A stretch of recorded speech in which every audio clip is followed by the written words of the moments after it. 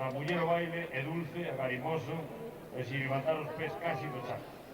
O home amósase valido e forte, machista, que dixera. E bailan esta danza con uns traxes de colores autóctonos que representan diversas comarcas da nosa región. As mulleres cúbrense con tocado de noia que data do século XVII, ao igual que outras artesanías noesas, patronesas e santiaguesas que fixeron populares en diversos povos portugueses, concretamente en Maniños e Nazaré. Ali ainda lle chaman tocado de noia, que hoxe vamos a ver aquí, na Muiñeira Cabanas, polo grupo de danzas da Colegiata do Sar de Santiago.